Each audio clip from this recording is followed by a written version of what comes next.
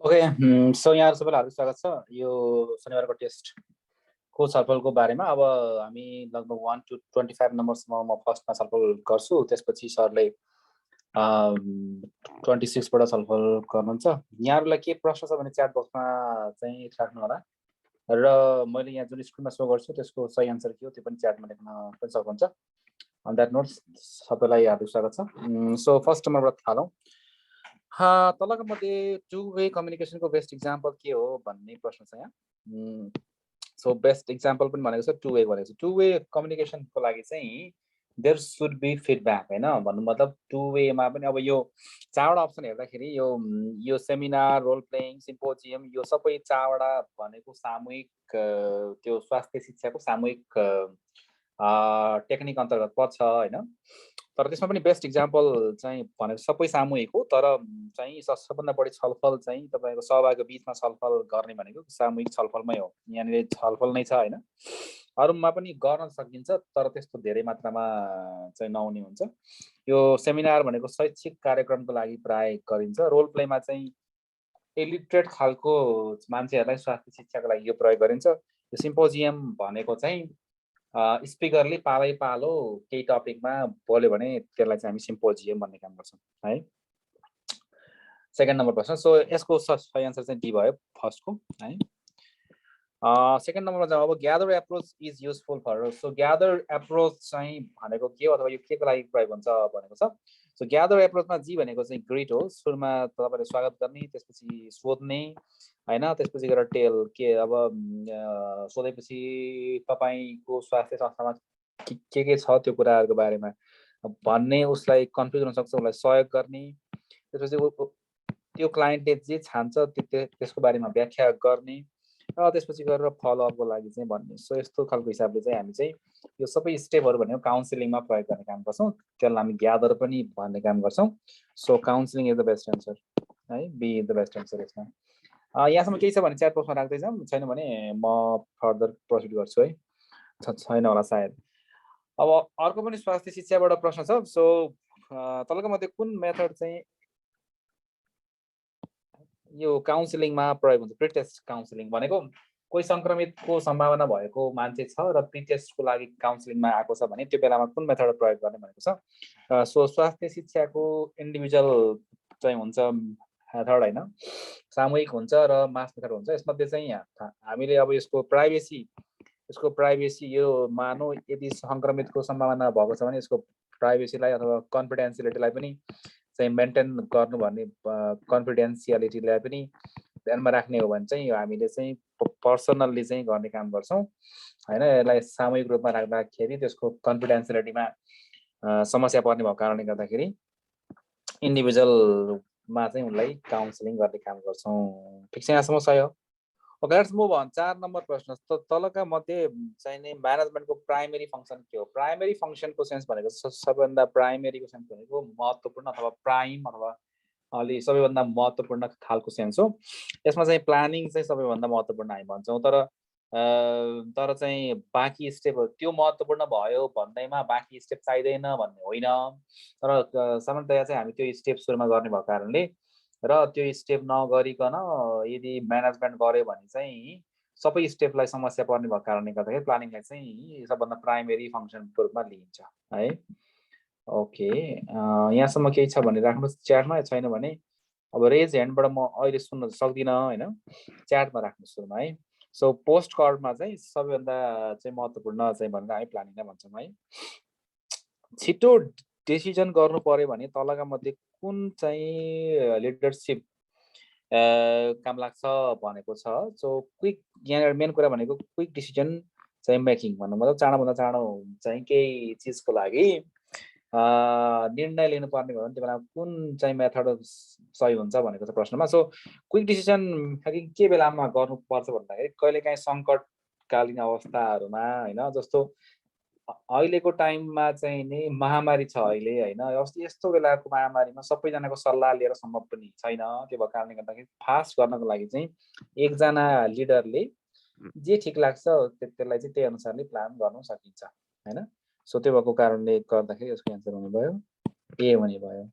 के प्रश्न छ त्यहाँ? कसले च्याटमा मेरो रिप्लाई गर्नु भनेको चाहिँ के भन्न खोजेको भयो?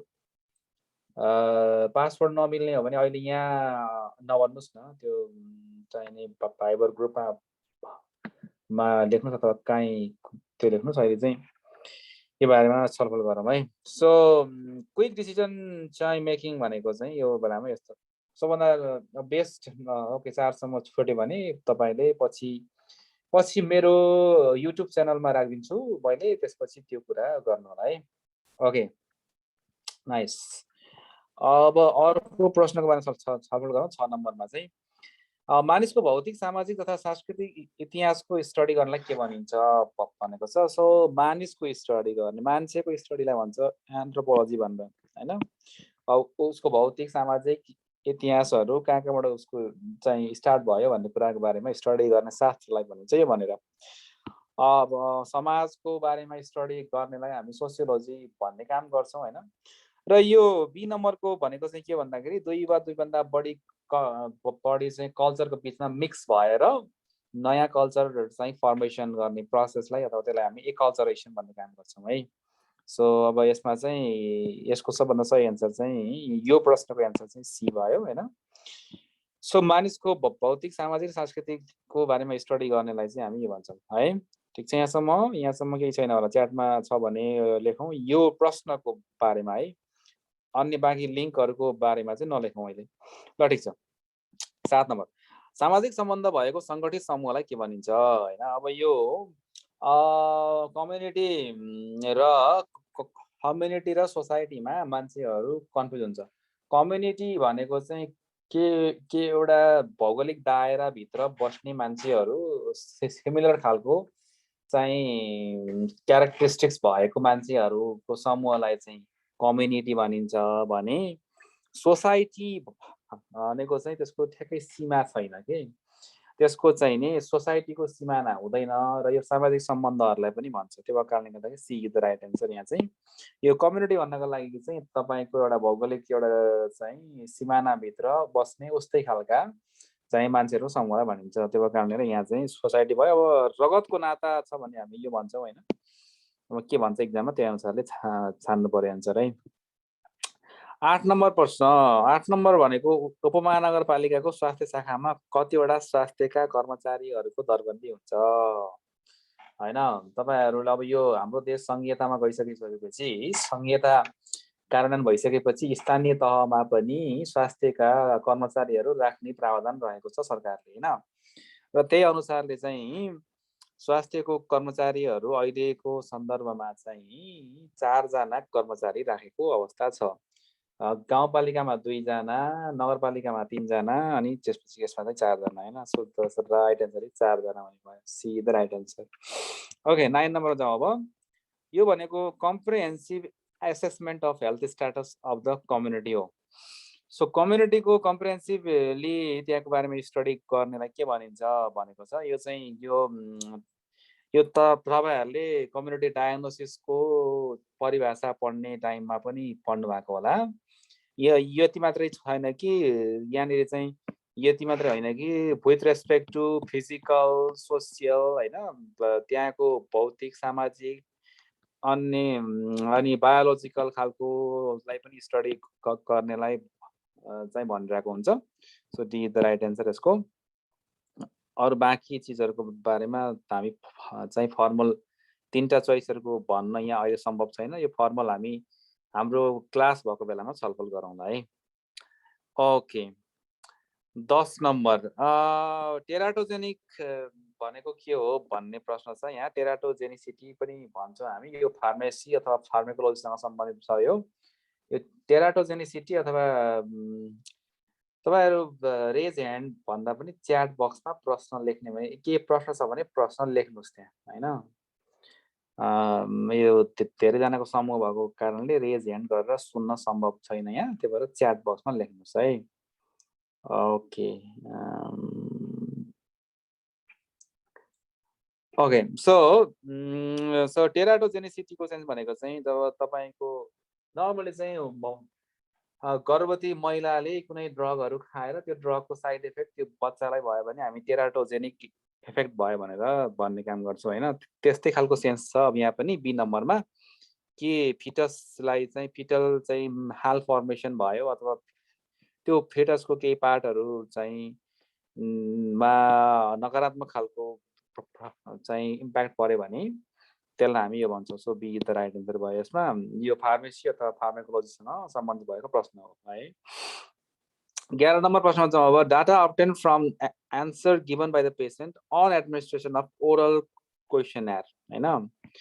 अब यसले के भन्न चाहेको भन्दाखेरि नर्सले प्रश्न सोद्धाखेरि पेसेन्टलाई प्रश्न सोद्धाखेरि त्यो पेसेन्टले जुन जवाफ चाहिँ दिन्छ त्यो कस्तो खालको हो भनेर सोधेको हो यसलाई चाहिँ हैन।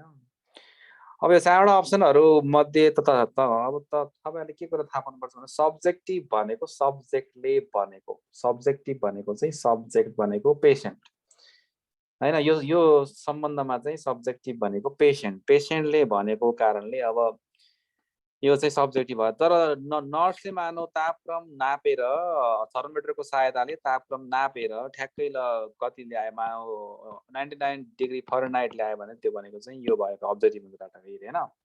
सो यो हिसाबले दुई खालको हुन्छ। यो सब्जेक्टिभ भनेको चाहिँ पेसेन्टले अथवा त्यो सब्जेक्टले भनेको हो भने यसको सेन्स भनेको तपाईहरु जस्तो स्वास्थ्य कर्मीहरूले नाप्दाखेरि पाएकोलाई हामी यो भन्न सक्छौं हैन। यो के यसमा चाहिँ ओके ठीक छ। 12 नम्बर सामान्य श्वास प्रश्वासमा श्वास लिने र फ्याँक्ने हावाको मात्रालाई के भनिन्छ भनेको छ प्रश्नमा। सो सामान्यतया तपाईले श्वास लिने र फाल्नेलाई भन्छ टाइडल भोल्युम चाहिँ भनेर यो 500 जति हुन्छ हैन। यो प्राय जाँचमा सोधिराख्ने खालको प्रश्न पनि हो। अब रेसिडुअल भोल्युम चाहिँ भनेको के भन्दाखेरि तपाईले जोडसँग हावा फ्याँक्दा पनि तपाईको लङ्समा के कति मात्रामा रहन्छ त हैन। लङ्समा रहेन भने लङ्स के हुन्छ, लङ्स चाहिँ कोल्याप्स हुन्छ हैन। त्यो कारणले गर्दा तपाईले जोडसँग चाहिँ सास फाल्दा पनि लङ्समा केही मात्रामा रहिरहेको हुन्छ। रेसिडुअल भोल्युम चाहिँ कति हुन्छ एकपटक च्याटमा लेखौं त हजुर। च्याटमा लेखौं त रेसिडुअल भोल्युम चाहिँ कति हुन्छ। ओके 1200 ml जति हुन्छ। सही कुरा हो, ठीक छ 1200 ml जति हुन्छ हैन। सो यो हिसाबले बाँकी पनि टर्मिनोलोजीको बारेमा तपाईहरुले थाहा पाउनु होला है। अहिले यहाँ सबै कुरा छलफल गर्न सम्भव छैन यो टाइम पिरियडमा है। 13 नम्बरमा आर्टरी सप्लाइड थर्डमा सप्लाई गर्ने आर्टरीलाई के भनिन्छ भनेर प्रश्न रहेको छ हैन। अब यो प्रश्न एकदमै सिम्पल खालको प्रश्न हो, सबैलाई थाहा नै हुन्छ यो हैन। थर्डमा सप्लाई गर्नलाई चाहिँ हामी चाहिँ कोरोनरी आर्टरी भन्छौं हैन। यो सी नम्बर यसको एन्सर भयो भने हार्टमा सप्लाई गर्ने भेनलाई चाहिँ के भन्छ अथवा त्यहाँबाट चाहिँ डिअक्सिजेनेटेड ब्लड लानेलाई चाहिँ के भन्छ यो त तपाईहरु थाहा पाउनु भयो। तर त्यस्तो पनि इक्जाममा सोधिन सक्छ, त्यो पनि थाहा पाइराख्नु होला है। कसले पल्मोनरी भेन भनेर लेख्यो च्याटमा त्यो चाहिँ हैन होला है। एकपटक राम्रोसँग तपाईले पढ्नु होला है।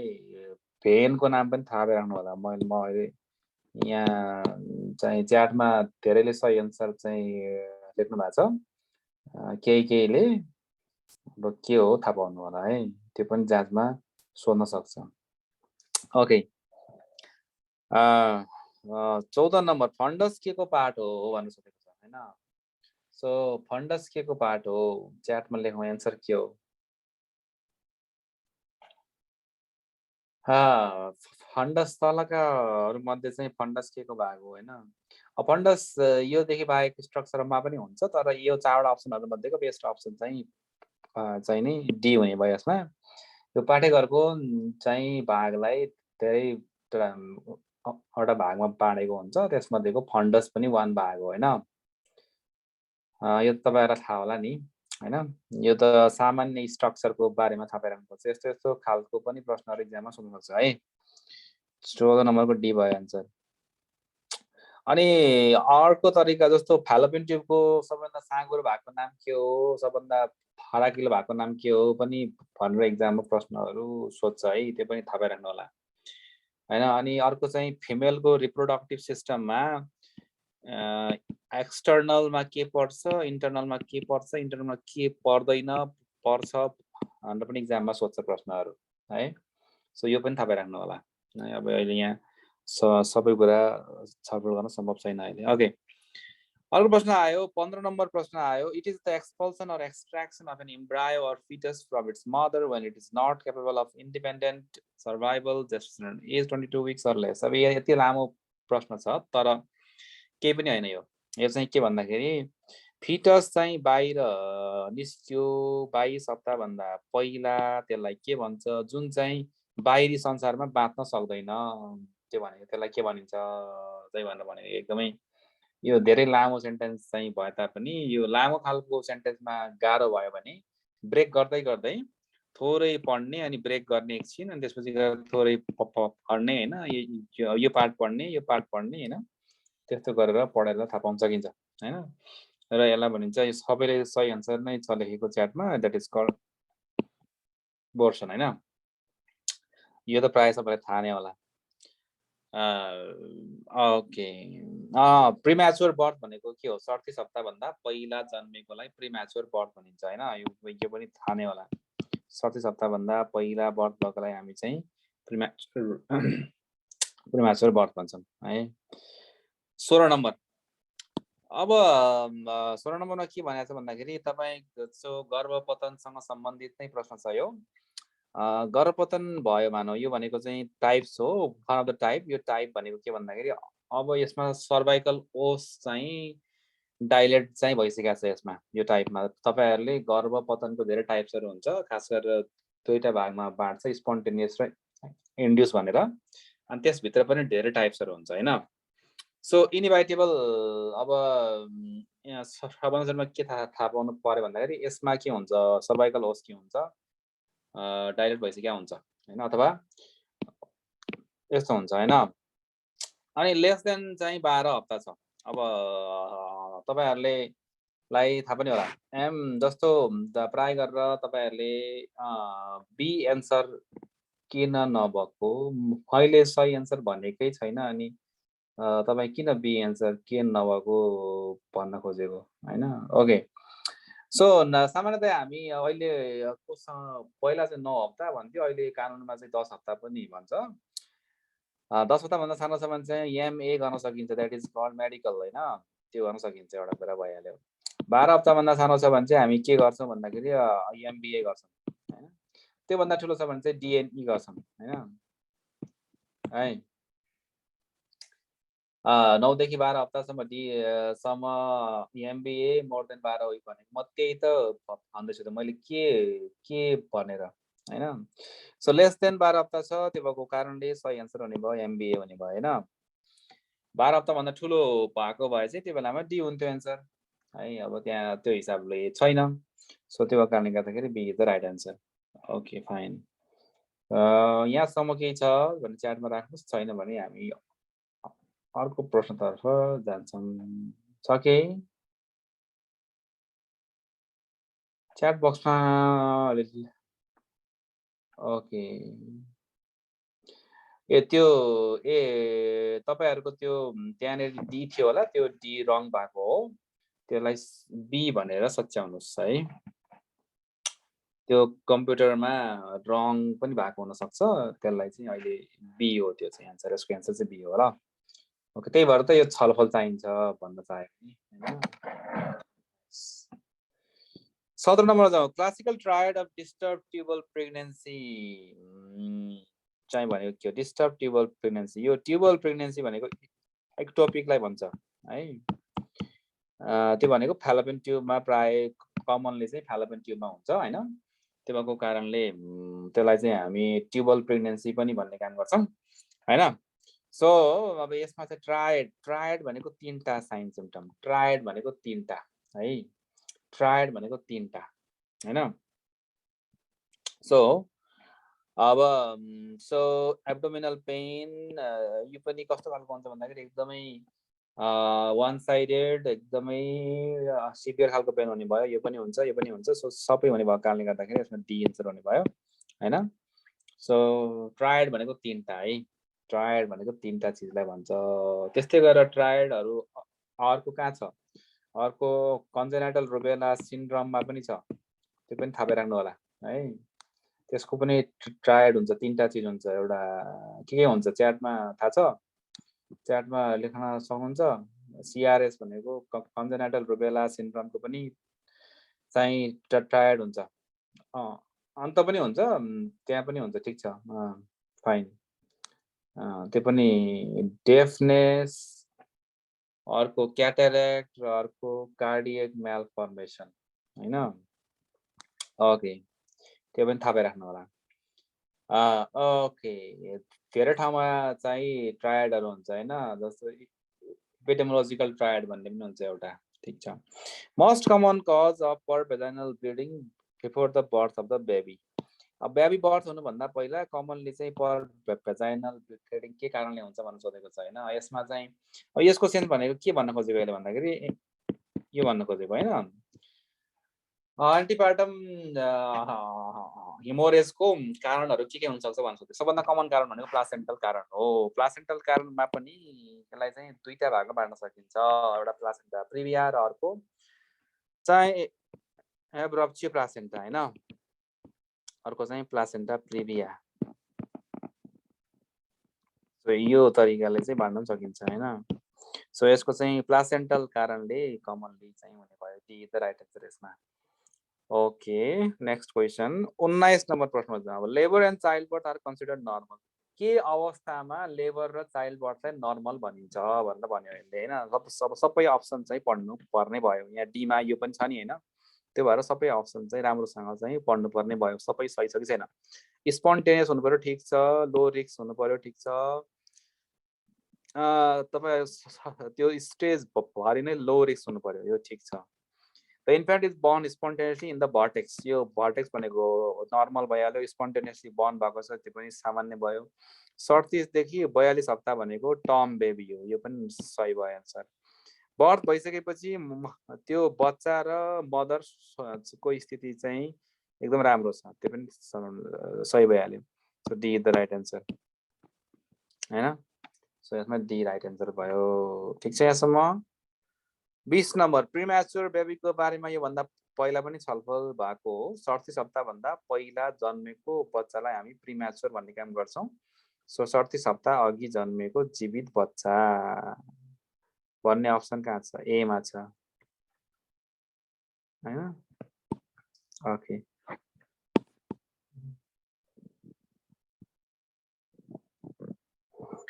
जलवियोजनको वर्गीकरण अनुसार जलवियोजनको लक्षण नभएको लागि के गरिदैन भनेको छ है, नगर्ने चाहिँ भनेको छ। जीवन जल खुवाउनु पर्यो, नो छ यहाँ, त्यही भएर खान सक्छ उसले, खुवाउन सकिन्छ।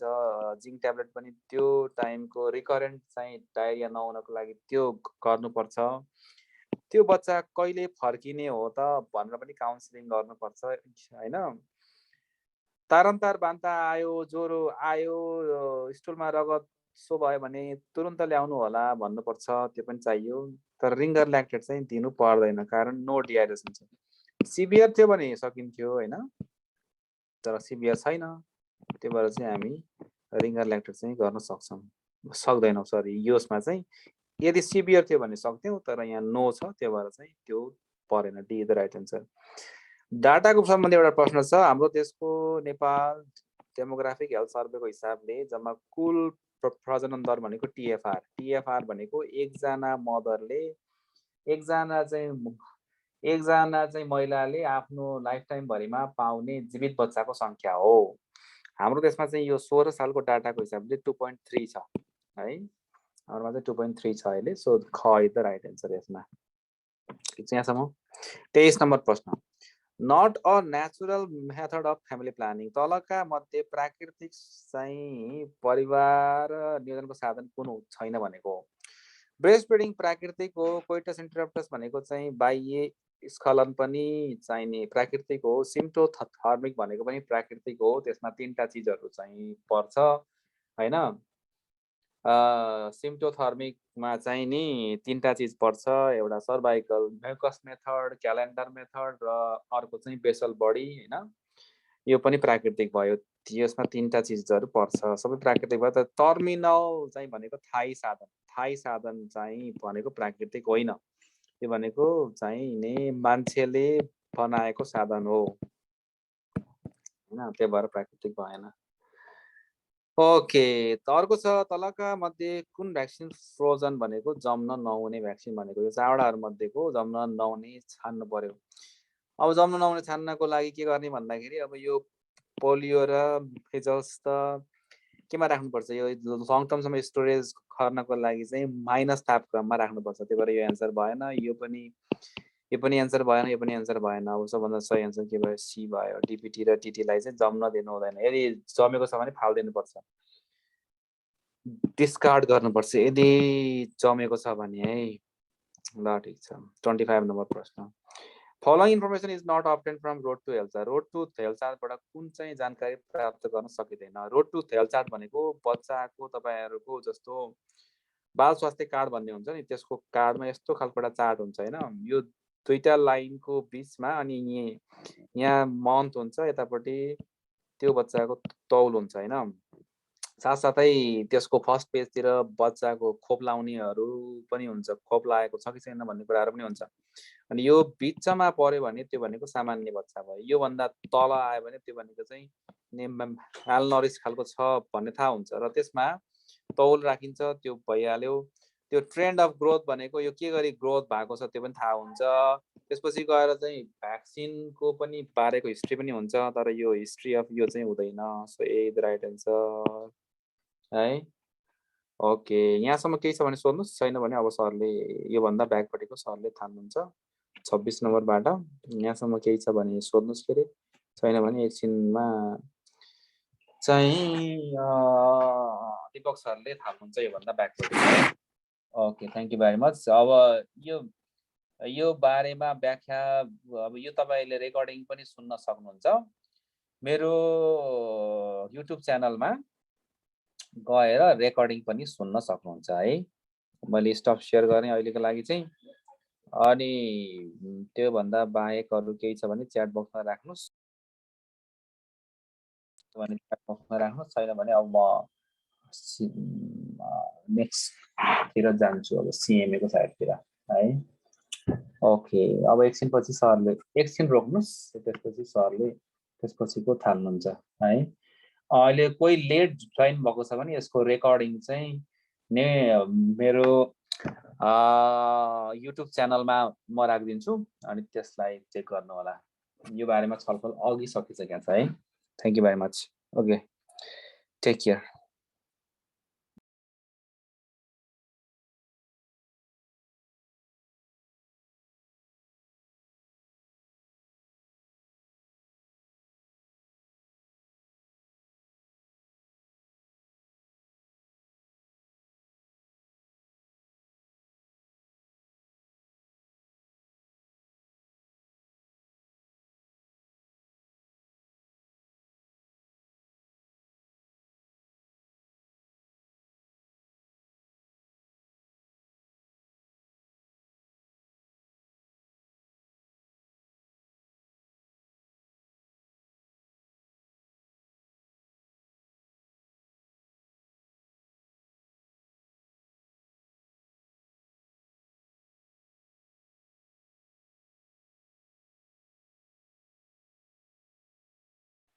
अब दीपक सर आउनुहुन्छ है, तपाईँहरूको बाँकी 25देखिको जस्टिफिकेसन दीपक सरको हो। दीपक सर आउनुहुन्छ है, एकैछिन वेट गर्नु।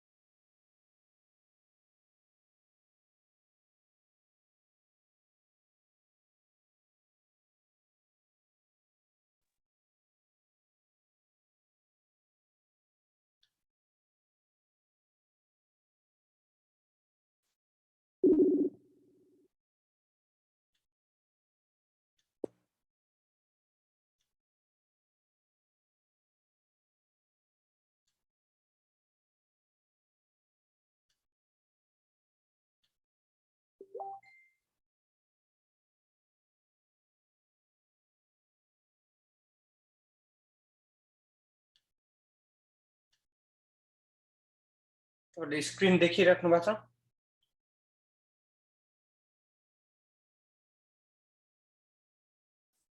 ल तपाईहरुको अब 26 देखि दीपक सरले गर्नुहुन्छ है अब सुरु।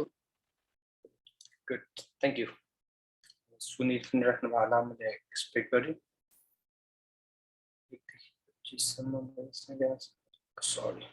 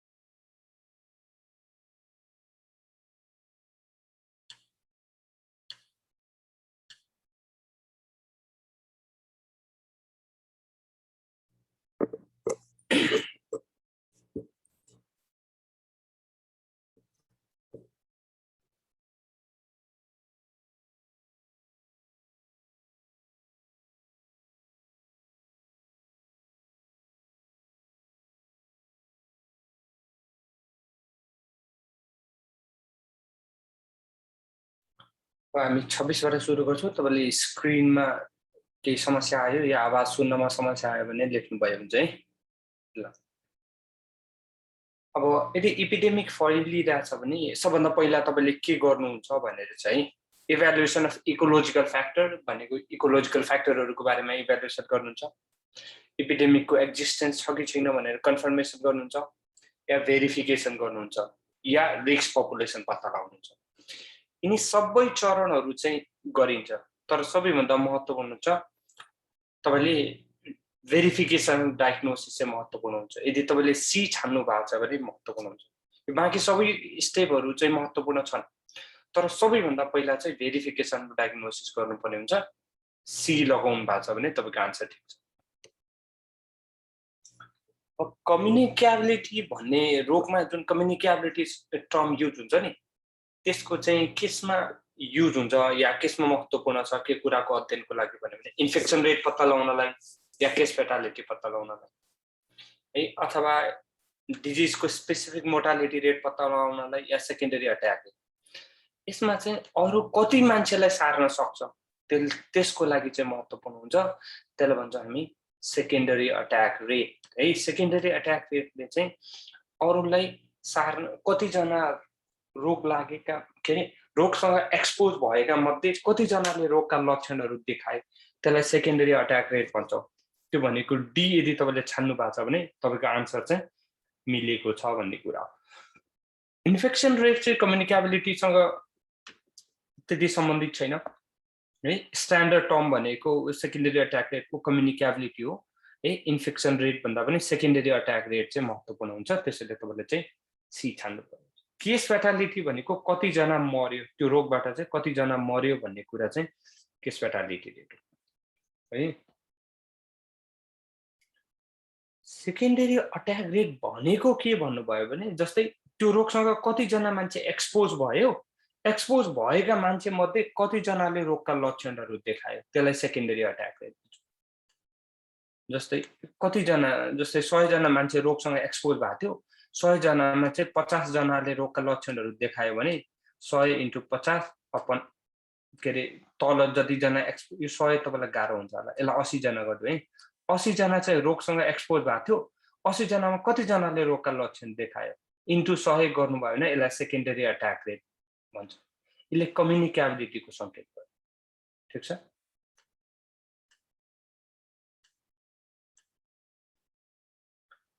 कम्युनिकेबिलिटी भनेकै सार्न सक्ने, अरूलाई सार्न सक्ने सम्भावनालाई कम्युनिकेबिलिटी भन्छ है।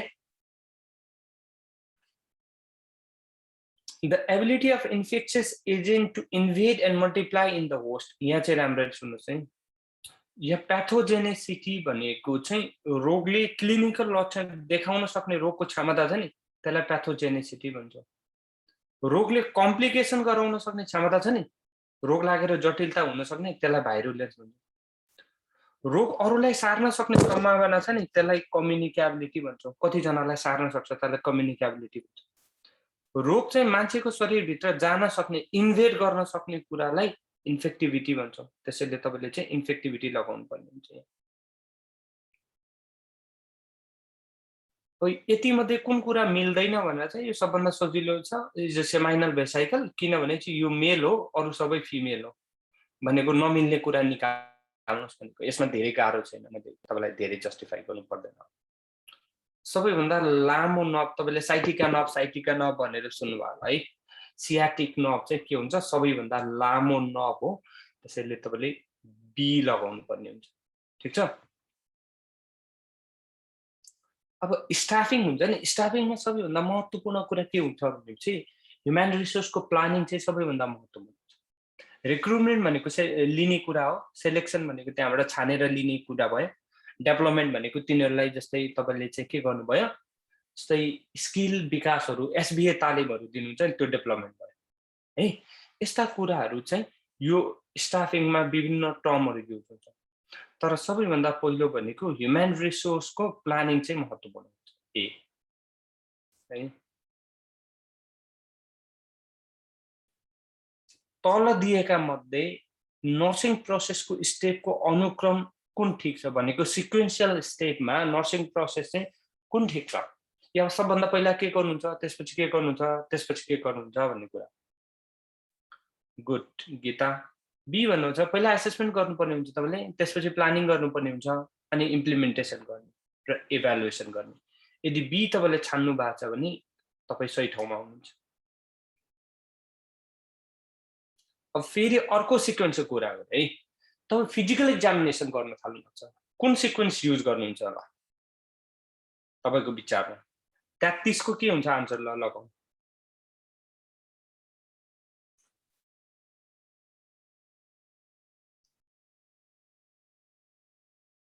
इन्स्पेक्सन गर्नुहुन्छ होला, पाल्पेसन गर्नुहुन्छ होला है, हो।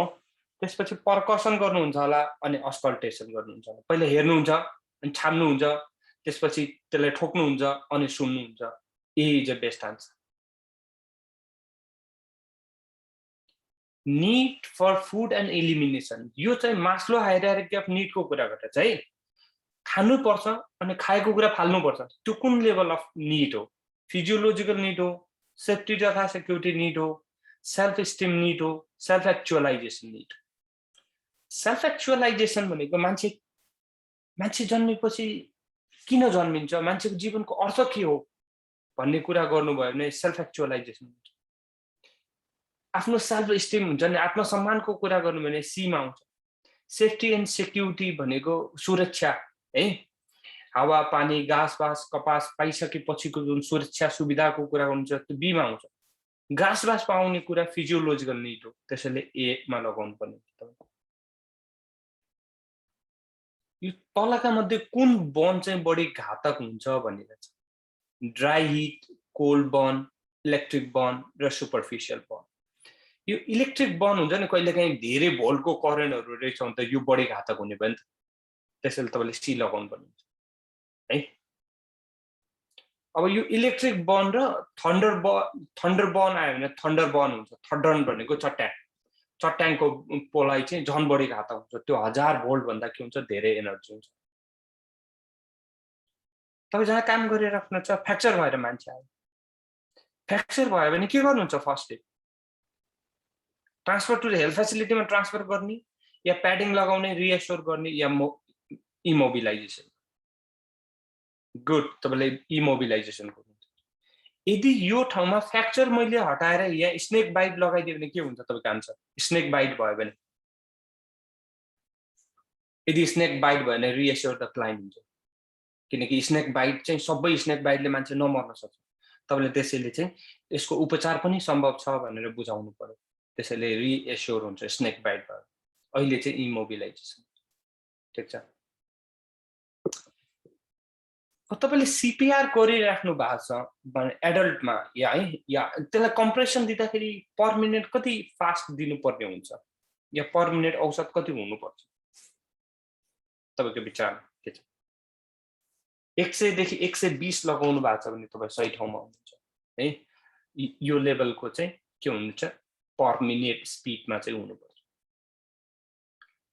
काटिएको घाउमा के गर्नु पर्दछ? घाउ काट्यो है, घाउ काटिएरै घाउ हुने हो नि, त्यसमा तपाईँले क्लिन वुन्ड गर्नुहुन्छ, ड्रेसिङ गर्नुहुन्छ, टिटी लगाउनुहुन्छ, हेमोरेज छ कि छैन चेक गर्नुहुन्छ, या अलग देबो?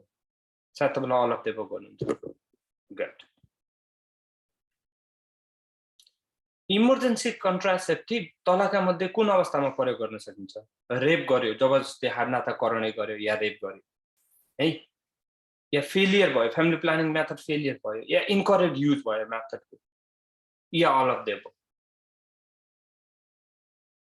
सायद तपाईँले अलग देबो लगाउनुहुन्छ धेरैजनाले है। Every human suffer from stress, सबै मान्छेहरू चाहिँ तनावबाट गुज्रिरहेको हुन्छ हो, कुनै न कुनै तनावबाट, कहिले न कहिले, कहिले होला कहिले नहोला। यो तनावका लक्षण चाहिँ कुन होइन? यो नट चाहिँ नदेख्ला फेरि तनाव भएको बेलामा मुटुको धड्कन बढ्छ के, यो ब्राडिकार्डिया भनेको घट्ने, तनाव भएको बेलामा घट्दैन नि, बढ्छ नि, त्यसैले यो नटको लागि उपयुक्त हुन्छ। अरू सबै तनावमा हुन्छ, यसमा ट्याकिकार्डिया हुनुपर्ने, तर ब्राडिकार्डिया छ, त्यसैले यो आन्सर। वीर अस्पतालको स्थापना कहिले भयो हो भने यो तपाईँलाई सोधेर बिगार्न सक्ने प्रश्न हो। के बिगार्छ चाहिँ हेरेन भने यो 1989 पनि राइट छ, 47 पनि राइट छ। यो चाहिँ एडी भयो भने राइट हुन्छ, यो बीएस छ, दुईटै बीएस छ, त्यसैले यो राइट हुन्छ। के अरे 1889 चाहिँ एडी भयो भने यो पनि राइट हो। अहिले यहाँ बीएस को आन्सर राइट छ, बी लगाउनु पर्छ।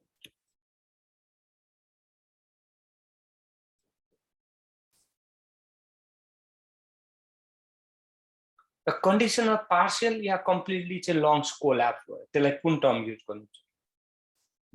ब्रोन्कियाटियासिस, एम्फाइसिमा, एटिलेक्टासिस, ब्रोन्कोप्लुरल इफ्युजन। तपाईँले सी लगाउनु भएको छ भने तपाईँ सही ठाउँमा हुनुहुन्छ। 43 को प्रश्नको आन्सर ल एकचोटि तपाईँको विचारमा लगाउँदा अस्पतालमा प्रयोग गरिने थेरापिटिक डाइट है अन्तर्गत कुन पर्दैन? थेरापिटिक भनेको कुनै रोगको उपचारको लागि युज गर्नुहुन्छ। हाई प्रोटिन डाइट दिनुहुन्छ ट्युबरक्लोसिसलाई, यो थेरापिटिक डाइट हो, किनकि टिबी भएको मान्छेलाई प्रोटिन धेरै भएको खानेकुरा दिनुपर्छ है। लो साइड दिनुहुन्छ हाइपरटेन्सिभलाई, त्यो थेरापिटिक डाइट हो। ए र बी आन्सर छान्नु भएको छ भने गलत भइहाल्छ। लो प्रोटिन डाइट दिनुहुन्छ नेफ्राइटिसहरूमा, त्यो ठिक छ। डाइरियामा हाई फाइबर डाइट, डाइरिया भइरहेछ झन् फाइबर दिनुभयो भने त ल्याक्जेटिभको काम गर्छ नि त, इज अ सी आन्सर हुन्छ। टेपिड स्पोन्ज शरीरमा तापक्रम घटाउनमा युज गरिन्छ या है, स्पोन्ज बाथहरू, त्यसले कसरी हिट चाहिँ कम गराउँदछ त्यो प्रिन्सिपल तपाईँलाई सोधिरहेको छ। इभापोरेसन, रेडिएसन, कन्डक्सन, कन्भिक्सन है। तपाईँले इभापोरेसन लगाउनु भएको छ भने राइट हुन्छ। अब तपाईँलाई लाग्ला सर यो कन्डक्सन र कन्भिक्सन पनि अलिकति भनिदिनु न भन्ने लाग्न सक्छ है। अब रेडिएसन इभापोरेसन भनेको बाफ भएर जान्छ भने चाहिँ के हुन्छ? इभापोरेसन हुन्छ है। रेडिएसन भनेको डाइरेक्ट कन्ट्याक्ट नभइकन हिट लस हुन्छ भने रेडिएसन हुन्छ। कन्डक्सन भनेको एउटा अब्जेक्ट अर्को अब्जेक्ट छोएर जान्छ भने त्यसलाई कन्डक्सन हुन्छ। कन्भिक्सन भनेको के हो भनेपछि एयर करेन्टको कारणले, हावाका कारणले, चिसो हावाको कारणले चाहिँ हिट लस भएर जान्छ भने कन्भिक्सन हुन्छ। कन्भिक्सनमा चाहिँ तपाईँले के ख्याल गर्नु पर्यो? एयर करेन्ट, ग्यासहरू मुभिङ कारणले होला, या flow of air from the surface to the cooler area. Conduction किन होइन, इभापोरेसन कसरी भयो भन्ने कुरा गर्नुभयो भने तपाईँले राम्ररी इभापोरेसन नै बुझ्नु भएन कि भन्ने कुरा हो। इभापोरेसन भनेको हिट लस हुन्छ, तर त्यो लिक्विडलाई के हुन्छ के अरे लिक्विड हुन्छ नि, त्यो लिक्विडलाई चाहिँ भेपरमा कन्भर्ट गरिन्छ, बाफमा कन्भर्ट गरिन्छ। त्यो हिसाबले चाहिँ के हुन्छ, हिट लस हुन्छ। जस्तै मान्छेलाई ज्वरो आइरहेछ, तपाईँले बाहिरबाट ताप के अरे ल्युकवार्मले चाहिँ स्पोन्ज गरिदिनु भयो भने त्यो तपाईँको स्किनमा तातोको कारणले त्यो पानी बाफ भएर त्यसमा भएको हिट लस भएर रहन्छ, त्यसैले इभापोरेसन हुन्छ। तपाईँलाई छुन्छ, त्यसैले कन्ट्याक्ट हुन्छ, अनि तपाईँलाई कन्डक्सन लगाइदिनु भयो, बर्बाद हुन्छ। कन्डक्सन रिङ कि बहुत सही भन्नुभयो, केएमसीमा चाहिँ कन्डक्सन हुन्छ। कन्डक्सन भनेको डाइरेक्ट कन्ट्याक्ट भएर हुन्छ भने कन्डक्सन। स्पोन्ज त छोएरै गर्छ, तर स्पोन्जको प्रिन्सिपल चाहिँ त्यो चाहिँ कन्डक्सन होइन, त्यो इभापोरेसनको प्रिन्सिपलमा बेसिस छ। जेई को चाहिँ ट्रान्समिसनको साइकल के हो भने पिक मस्क्युटो पिक हुन्छ, अथवा एड्रिड बर्ड सुन्नुभयो होला, त्यो बकुल्लाहरू पनि हुन्छ। एड्रिड बर्ड मस्क्युटो एड्रिड बर्ड, त्यो एड्रिड बर्ड छैन, पिक मस्क्युटो पिक हुन्छ। Which type of malaria relapse is most commonly? तलका मध्ये कुन मलेरिया मोस्ट कमनली रिल्याप्स हुन्छ भनेर छ। नहुने भने फाल्सिपारम हुन्छ, हुने भने ए भाइवेक्स। तल दिएका मध्ये कुन वस्तुले कानमा अत्याधिक दुखाइ गर्छ? अब यो प्रश्न तपाईलाई इनकम्प्लिट लाग्न सक्छ। कुन फरेन बडी चाहिँ कानमा गयो भने धेरै दुखाउँछ भन्ने तपाईलाई बुझ्न सजिलो होला। अनि लाइभ जिउँदो किराहरू गयो भने त्यसले धेरै पेन गराउँछ, इज अ लाइभ इन्सेक्ट हुन्छ ए है। ओरल हाइजिन मेन्टेन गर्नका लागि सबैभन्दा राम्रो तरिका कुन? यो क्वेसन पनि तपाईलाई कता कता नमिल्या जस्तो लाग्न सक्छ है। ब्रसिङहरू गरे भने चाहिँ राम्रो हुन्छ, त्यो भनेको प्रपर ओरल हाइजिन मेन्टेन गर्नु। ओरल हाइजिनको लागि पनि प्रपर ओरल हाइजिन चाहिँ मेन्टेन बी हुन्छ है। एक्टिभ नेचुरल इम्युनिटी भन्नाले कस्तो प्रकारको इम्युनिटी भनेर छ? आमाबाट बच्चामा आउँछ प्लासेन्टाका माध्यमबाट भने त्यो प्यासिभ नेचुरल हो, त्यसैले ए हुँदैन। खोप लगाएर गर्नुभयो भने खोप लगाएर गर्ने इम्युनिटी चाहिँ एक्टिभ आर्टिफिसियल इम्युनिटी हो, त्यसैले बी पनि आन्सर भएन। एन्टिबडी बाहिरबाट दिनुहुन्छ, सिरम र एन्टिबडी भनेपछि त्यो चाहिँ के हो? प्यासिभ आर्टिफिसियल हो। रोग लागेर या केस होला या क्यारियर भएर हुन्छ भने त्यसलाई एक्टिभ नेचुरल इम्युनिटी भन्छ, इज डी हुन्छ। अन्डर द टङ जिब्रो मुनि राखेर औषधिहरू दिनुहुन्छ भने त्यो कुन रुट हो? नेजल, इनहेलेसन, टपिकल र सबलिङ्गल। यहाँ बक्कल भयो भने तपाईँ कन्फ्युज होला, होइन भने डी हुन्छ। कसैको केही सोध्नै पर्ने छ भने 37 100 देखि 120 हुन्छ है। 35 तल दिएका कुन घातक हुन्छ? इलेक्ट्रिक बर्न घातक हुन्छ, किनकि त्यो मा करेन्टको कारणले। 28 मा एबिलिटी अफ इन्फेक्सियस एजेन्ट छ भनेपछि त्यसलाई इन्फेक्टिभिटी भन्छ, भित्र छिर्ने। क्लिनिकल लक्षण देखाउन सक्ने क्षमतालाई प्याथोजेनेसिटी, कम्प्लिकेसन गराउन सक्ने क्षमतालाई भाइरुलेन्स, कम्युनिकेबिलिटी भनेको अरूलाई सार्न सक्ने सम्भावनालाई communicability. Assessment, planning, implementation, evaluation. ल, थ्याङ्क यू सो मच।